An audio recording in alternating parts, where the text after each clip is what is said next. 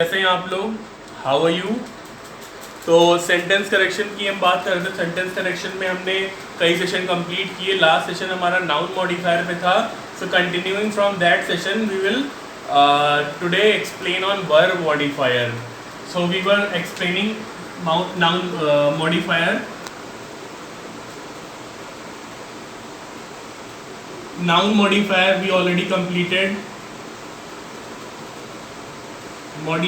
we already completed. Now today we will be completing on verb modifier. Verb modifier also known as adverb in grammar sense में adverb बोलते हैं इसको। ठीक है, तो इसको पढ़ने से पहले हमें एक चीज थोड़ा डिस्कस करनी पड़ेगी।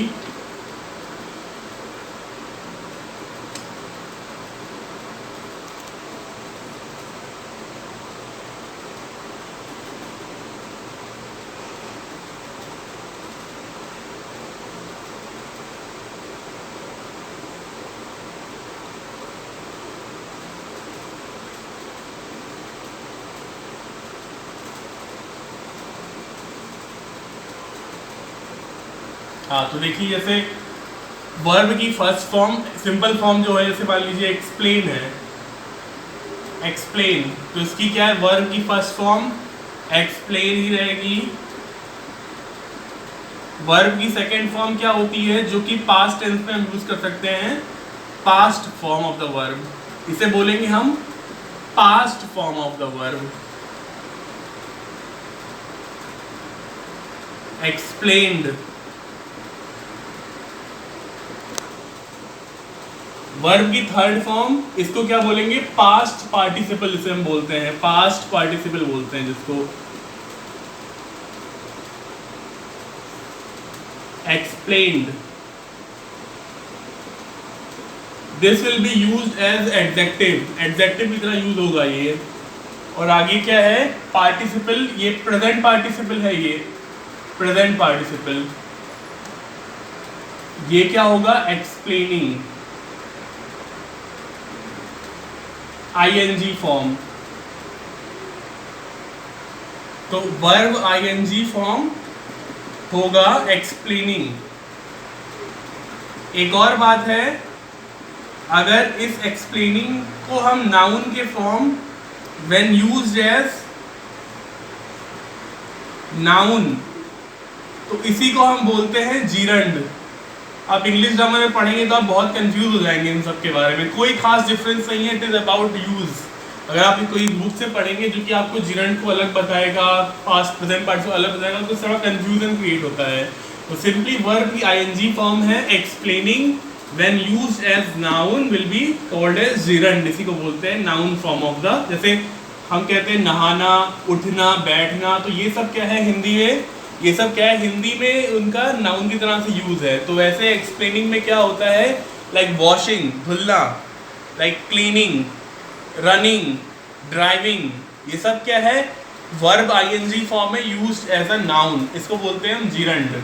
और जब ये होता है एज एन एडजेक्टिव की तरह यूज होता है, तो इसको हम यहाँ बोलेंगे प्रेजेंट पार्टिसिपल। पास्ट का ही, वैसे ये पास्ट ये एडजेक्टिव की तरह एक्सप्लेन हो जाएगा इसका।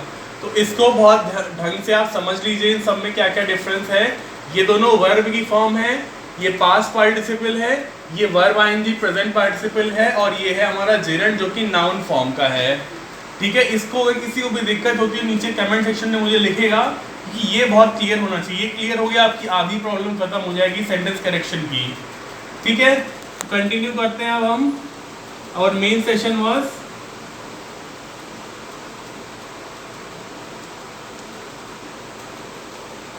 was on verb modifier.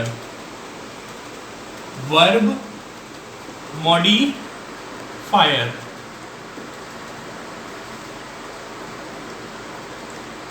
अब वर्ब मॉडिफायर है, पहले simple form adverb.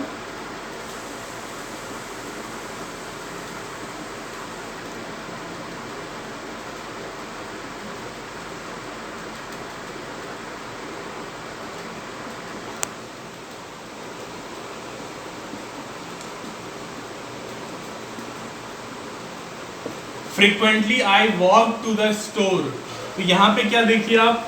I walk to the store. अब अगर इसको सिंपल में क्या कहें, ये है प्रोनाउन, ये है आपका वर्ब, ये है प्रीपोजिशन, ये है आपका आई एन द फॉर्म, और ये है आपका स्टोर, ये नाउन है। ठीक है, I walk to the store, तो ये वॉक्ड है वर्ब। अब वर्ब को मॉडिफाई किया जा रहा है किससे, फ्रीक्वेंटली से। मतलब I walked to the store, frequently is a modifier of verb, so frequently is will be the adverb. Adverb ही हो जाएगा जो वर्ब को मॉडिफाई कर रहा है। Frequently I walk to the store. इसके आगे देखिए और कैसे हम यूज करते हैं इसको।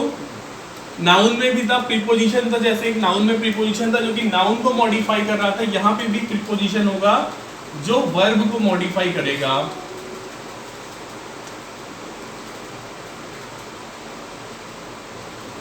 On Monday I walk to the store. देखिए यहाँ पर भी कुछ एक्स्ट्रा इंफॉर्मेशन दी जा रही है वॉक्ड पे, वॉक्ड के आसपास एक्स्ट्रा इंफॉर्मेशन क्या है, Monday I walk to the store.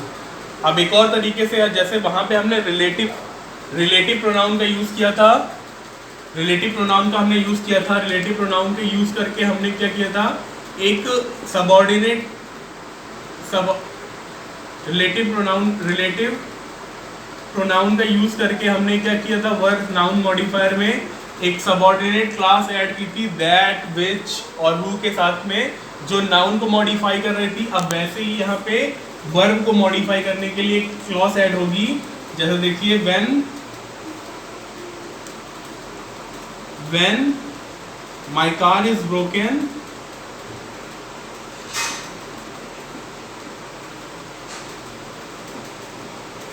I walk to the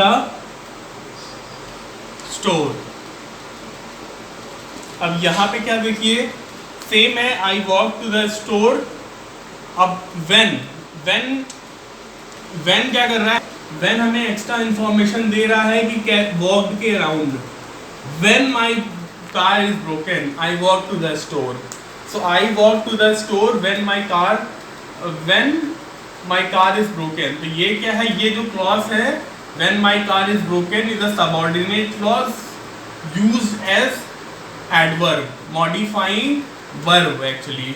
तो ये आप समझ लीजिए, और सिंपल आपका यूज कोई खास अब इसमें कोई खास यूज नहीं है, इसमें कोई बहुत मतलब होता है ना, कोई बहुत बड़ी बात नहीं है, इसको आप यूज करते रहिए और आपको ये पता चल जाएगा कि यहाँ पे आपको किससे, मतलब आपको अगर ये है इसका यूज होता है, ये एग्जैक्टली आपको वर्ब को मॉडिफाई करे, कोई कंफ्यूजन ना हो इसमें, और must be as close as possible यहाँ पे भी है। लेकिन हमें मेनली क्या करना है, इसका यूज देखना है कि कोई भी कंफ्यूजन ना क्रिएट हो, एडवर्ब किसको मॉडिफाई कर रहा है। तो ये क्लियर हो कि एडवर्ब एक्चुअली वर्ब को मॉडिफाई कर रहा है, इसी पे ही क्वेश्चन आते हैं, वरना इसमें कोई खास क्वेश्चन नहीं है।